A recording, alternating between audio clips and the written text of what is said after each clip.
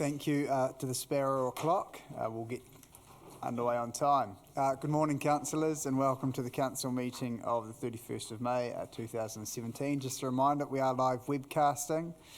So for voting purposes, reminder councillors to say aye or no when your names are called for any division. I have one apology from Councillor Day, who's down in Chicago, of all places, on council business. I'll move that we accept the apology for Councillor Day, seconded by Councillor Sparrow. All those in favour, please say aye. Aye.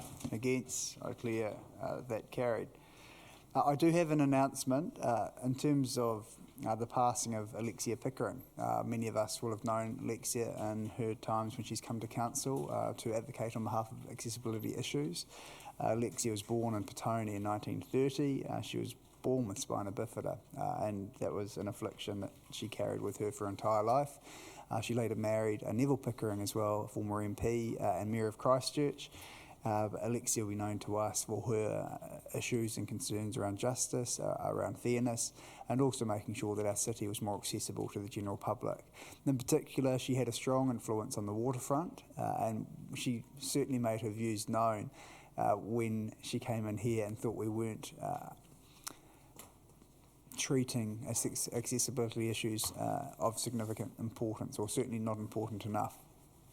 So it was sad to see her passing. I had extensive dealings with Alexia through the campaign as well. She was always ready to offer some insights, some tidbits, and some general words of wisdom. So we will note Alexia's passing. It's a very sad time. Okay, councillors, do we have any conflict of interest declarations? No? We'll now confirm the minutes from the meeting of the 26th of April 2017. They've been taken as read and confirmed as an accurate record. I'm happy to move. Councillor Marsh to second. All those in favour, please say aye. Against? I declare that carried. There are no public participation matters. So we'll move into report 2.1 under general business, the remits proposed by Hastings District Council and also Gisborne District Council. Happy to introduce the reports, and I just want to clarify, councillors, our support for these two remits by no means indicates our support for the remits as they stand. This is simply to get them onto the agenda. Local Government New Zealand requires 5 supporting councils in order for any remit to get onto the agenda at the local government conference. It will then be considered, debated and discussed at the conference, and councillors and presiding delegates can vote as they choose based on the debate that takes place. Meng Foon approached me recently asking for Wellington support to simply try and get his remit up. It was something that's very important to Gisborne District Council, in particular around tourism infrastructure and how they pay for it. This is an issue that the District Council has been raising all over the country in the last 12 months. And then similarly, Hastings District Council on the treatment and creation of Māori wards, which they see as impractical for those councils wishing to establish a Māori ward and are seeking change. So this is simply to be able to have the conversation at conference. I'm happy to move to second. Councillor Calvert, you wish to speak? Go. Councillor Calvert. I appreciate that this is about allowing the remits to be discussed at the local government AGM, but I can't support the remit for the from Gisborne regarding the GST. For a remit to be discussed, there should be some appropriate analysis behind it, and I did not see that in this remit. So it would be very difficult, I think, to be able to discuss that without any comprehensive analysis sitting behind it. Regardless of the, I think they've jumped straight to a solution rather than really analysing what they're trying to achieve. So my view is I can't support this because of the lack of analysis sitting behind it. Councillor Foster. Yeah, look, I agree with Diane as well. I understand where they're coming from, but I think if it's going to go up to Local Government New Zealand Conference, it really ought to have some substance behind it. And I've just got the numbers here. I don't know if everybody got these from the Regional Tourism Expenditure numbers from TIA. Gisborne, last year, international visitors total spend $33 million. Auckland, $4,015 million. So the blunt reality is if you go and do this, what will happen is that the areas, particularly Auckland, Christchurch, us to a degree, the ones which have the biggest tourism spend will get the most money. Those which are struggling already, which are the ones that need the most help, will get the least. So there's definitely a solution required. The solution that Gisborne's suggesting, I suspect, is not going to be it. So I just think, you know, if the purpose of doing this is to put something on the table and then to thrash it around and end up with something that looks completely different to this and say to government we want some different way of funding tourism infrastructure, sure. But if we are constrained by the wording that Gisborne's put up, I think it becomes slightly problematic. Councillor Panner. Thank you, and so I'm guided by the wisdom of my two colleagues that have spoken previously. Also, I'd just like to make the point that I think there's a bigger conversation about how central government assists local government, because actually the infrastructure question is far broader than in tourism. So in the waters and waste area is going to be costing us a lot of money, climate change impacts obviously, but also you know, that we developed much of our infrastructure in the 19th, early 20th century. It's going to need to be renewed. It's going to be costly. So I think a broader discussion about the funding of that would be more useful than just focusing on one particular area. Now, there's no harm in having the debate, so I'll be guided by the majority of the meeting. I'm not so fussed about whether it goes up. But whether we vote accordingly, I definitely think it would be helpful to have feedback from the table. I would say that I got a remit up 1 year. I don't think anything happened as a result. So I think it is a bit of a, you know, you put them up and then the government proceeds to ignore them, and similarly with plastic bags. Councillor Kelly-Freeman.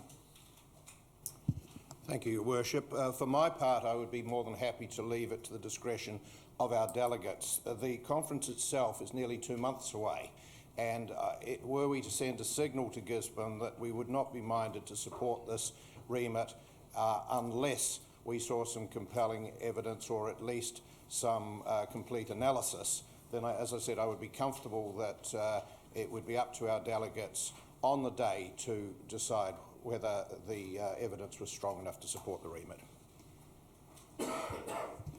Thank you, Councillor Kelby-Freeman. No other speakers. I'll exercise my right to reply. I think what the councillors have illustrated is there are various points of view, which is exactly why we should have a debate about it. And I would not shy away from having that debate. Councillor Pannett, you always speak in favour of the democratic principle, so I'd hope you'd support certainly taking it to LGZ and having a debate, because otherwise we can't flesh out those issues. I absolutely concur that there need to be more information, and that's exactly what happens. You'll well know the process, Councillor Foster, having attended numerous times, that councillors get up and present all of their information at the local government conference. They have 2 months to do so. That gives them the appropriate time to do so. And there will be questions from the floor, and if they can't be answered, there won't be support. Famously, David Ogden, as Mayor of Lower Hutt, had a proposal that he talked about very passionately around Guy Fawkes and it being confined to sale of fireworks only on Guy Fawkes sale, I think within the 24 hours leading up to. And then Mayor Tim Shadbolt from Invercargill came in, waffling, gesticulating, saying in Invercargill the weather is so tempestuous they couldn't ever guarantee that Guy Fawkes is going to be the correct fireworks night, so this would rule it out for all Southlanders, and therefore they should be given a period up to 7 to 14 days where they could sell fireworks, because otherwise you'd be ruling out Guy Fawkes for every child in Invercargill. Mayor Tim Shadbolt won overwhelmingly. Sometimes theatrics wins over rational common sense. But again, there's no need to shy away from having a debate. This may not be as important to Wellington, but it might be important to another council. We can get up there. I have full confidence in our delegates that they'll vote appropriately based on the discussion that takes place, and I'm happy to allow them to do that. I will move the recommendations. All those in favour, please say aye. Aye. Against? No. Would you like your vote recorded? Yeah, Councillor Calvert. Against, yes. I'll take it separately, so we'll take, just Gisborne, okay, well, didn't indicate that prior, I was taking them all as one. Okay, we'll take them separately, so 2, all those in favour please say aye. Against? Gisborne. So 2, and we'll declare those votes against Councillor Calvert and Councillor Foster. And then separately 3 and all the remaining points, all those in favour please say aye. Against? I declare those carried. We'll now move to report 3.1 and I'll ask Councillor Pannett to introduce the report on page 21.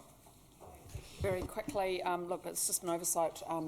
We need an alternate for the Joint Waste Governance Group, although I've been at every meeting, so it's probably not going to be an onerous job.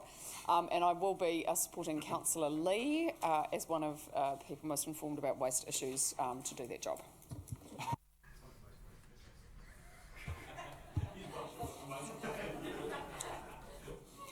And do you have a seconder, Councillor Pannett?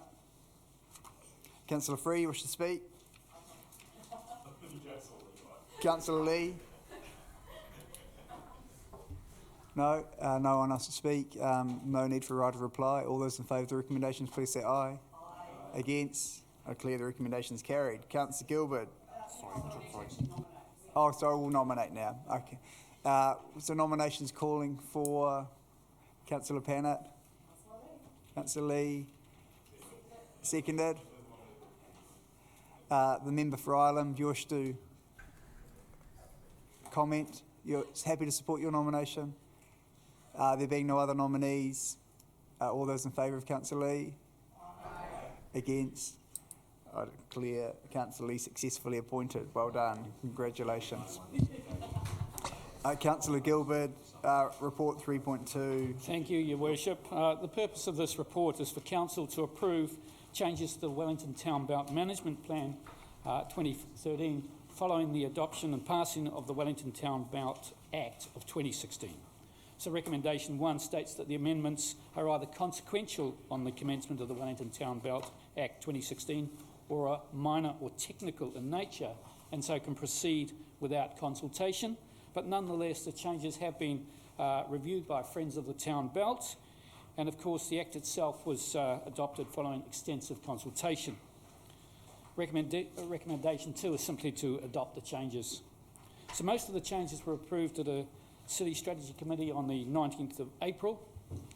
However, some issues were raised at that committee on the way in which the principles of the Town Belt were laid out. That's page 17 of the document, of the actual town planning document. There was an inconsistency in the clauses on business activities on between pages 68 and pages 198. And there was also a need to consider all sporting activities, not just formal sporting activities, on the landscape and ecological values of the belt. There was a request to include the low carbon capital strategy and predator-free Wellington on the list of key guiding policies and plans, and a request also for a map showing the changes in the town belt over time, which has been included on page 263. So should Council approve, so all of these changes have been made. Should Council approve the revised management plan, there will be a press release clearly conveying the nature of these changes. So again, as a committee, I would like to recognise the work of Councillor Iona Pannett, former Councillor Helen Ritchie, Friends of the Town Belt, and on this plan, Adam Holloway, Sally Dosser, and of course, Mike Oates. The Town Belt was established in 1839. It is of enormous significance to Wellington, and the people of this city are proud and highly protective of it. It is a great pleasure for me to move the changes to the management plan arising from the landmark Wellington Town Belt Act of 2016. So I move the recommendations. Thank you, Councillor Gilbert. Councillor Wolfe, second.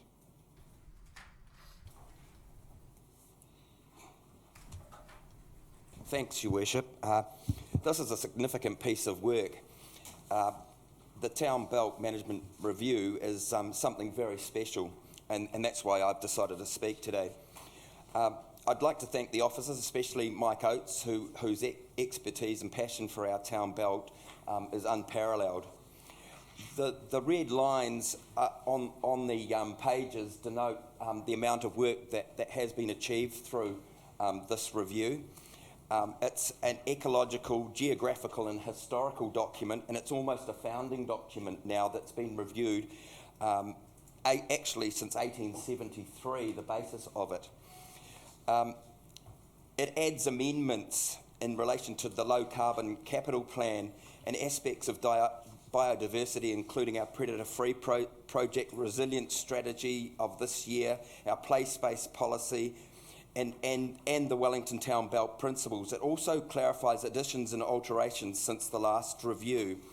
It outlines partnerships and community participation, and including manu whenua, and presents guidelines for critical aspects of Wellington's landscape, recreational use and natural environment.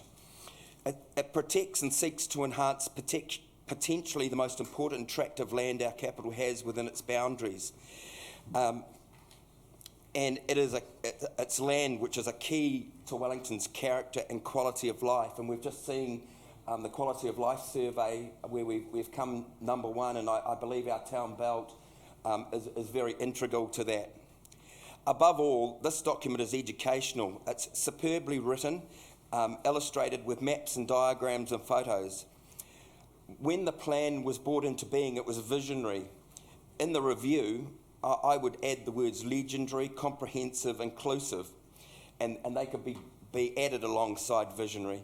This is a big piece of work. It's 275 pages of work that's been reviewed, and it should be acknowledged with appreciation to the many people past and present, including Councillor Pennant, Councillor Ritchie, your work, Councillor Gilbert, but I also wish to add a few more people who were integral in the town belt, and we should not forget our history and our Parks and Reserves managers in Ian Galloway and Richard Nansen, the late Ian Galloway and Richard Nansen, who have contributed to the town belt and also to this becoming an absolutely integral document for Wellington. So thank you, Your Worship. I wholeheartedly endorse the review. Yeah. Councillor Wolfe, thank you very much. Councillor Foster, we just through the chair, please. Restrain from any comments. Councillors, anyone else wishing to speak? Councillor Gilbert, right of reply? No need. All those in favour of the recommendations, and thank you for speaking so eloquently both. Councillors, just wait until after the meeting, please. All those in favour, please say aye. Against, I declare the recommendations are carried.